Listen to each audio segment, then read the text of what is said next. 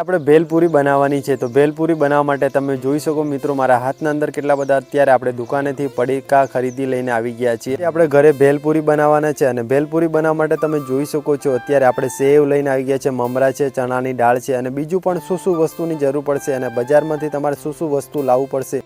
અત્યારે આપણે બધા પડીકા તોડી નાખવાના છે અને ત્યાર પછી આપણે એક ડીશ લઈને આવી ગયા છે। તો આ ડીશની અંદર આપણે અત્યારે ખાલી કરી દેવાનું છે અને ત્યાર પછી આપણે અત્યારે ભેલપુરી બનાવવાની છે। તો સૌથી પહેલાં અત્યારે આપણે આને ડીશના અંદર બધા પડીકા અત્યારે તોડી નાખી અને ત્યાર પછી મિક્સ કરી લઈએ અને ત્યાર પછી તમને અત્યારે મળીએ। અને આજે ભેલપુરીનો ટેસ્ટ કંઈક અલગ રહેવાનો છે અને આજે અલગ અલગ પડીકા લઈને આવી ગયા છે અને ત્યાર પછી તમને સૌથી પહેલાં પડીકા એક એક કરીને હું અત્યારે તમને બતાવી દઉં છું। તો તીખા સેવ મમરા લીધા છે અને આ રિયલ અંદર સેવ મમરા છે તીખા અને આ 5 રૂપિયાના છે અને આ બહુ સારા સેવ મમરા આવે છે। તો તેના માટે અત્યારે આપણે આ સેવ મમરા લીધા અને કશું પણ અત્યારે ખાવું હોય ને તો સેવ મમરા વગર આપણને જમવાની મજા નથી આવતો। તો તેના માટે અહીંયા આપણે ખાવા માટે અત્યારે સેવ મમરા લઈને તીખા લઈને આવી ગયા અને ત્યાર પછી સેવની વાત કરીએ ને તો રતલામી સેવ જેવી કોઈ સેવ નથી, સમ્રાટની પણ આવે છે પણ અત્યારે સમ્રાટ નથી મળતી અમારી બાજુ। તો તેના માટે અત્યારે આપણે રતલામી સેવ લઈને આવી ગયા છે અને આ પણ 5 રૂપિયાની રતલામી સેવ છે, થોડી તીખી લાગે છે તો તેના માટે અત્યારે આપણે રતલામી સેવ લઈને આવી ગયા છીએ અને તમે જોઈ શકો છો આ પણ 5 રૂપિયાની સેવ છે।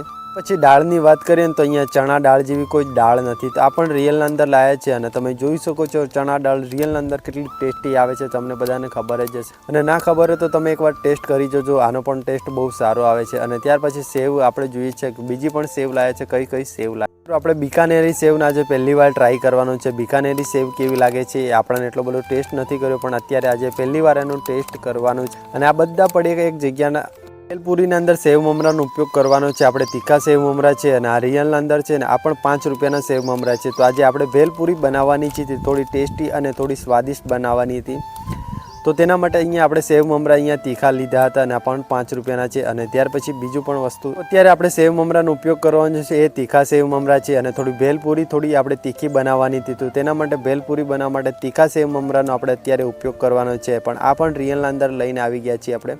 પછી આપણે સેવની વાત કરીએ તો અત્યારે આપણે રતલામી સેવનો ઉપયોગ કરવાનો છે અને આ રતલામી સેવ અહીં અમારા ત્યાં રતલામી સેવ જ ફેમસ છે, તો તેના માટે અત્યારે આપણે રતલામી સેવ લઈને આવી ગયા છીએ અને પણ આ પણ રિયલના અંદર લીધી હતી અને આ પણ 5 રૂપિયાની છે। તો ચલો હવે તો સેવની વાત કરીએ તો અત્યારે આપણે રતલામી સેવ લીધી છે પણ આ પણ આપણે રિયલના અંદર અત્યારે ખરીદી છે અને આ પણ 5 રૂપિયાની છે। તો આ રતલામી સેવ બહુ સારી આવે છે તો તેના માટે અત્યારે આપણે રતલામી સેવ લીધી હતી। અને ભેલપુરી બનાવો તો ભેલપુરીના અંદર આ સેવ તો નાખવી જ પડે છે। આ બિકાનેરી સેવ છે, નાના વગરની ભેલપુરી અધૂરી છે, તો આ પણ આપણે રિયલના અંદર લીધી હતી અને આ સેવ નાખશું તો થોડો ટેસ્ટ પણ અલગ રહેશે।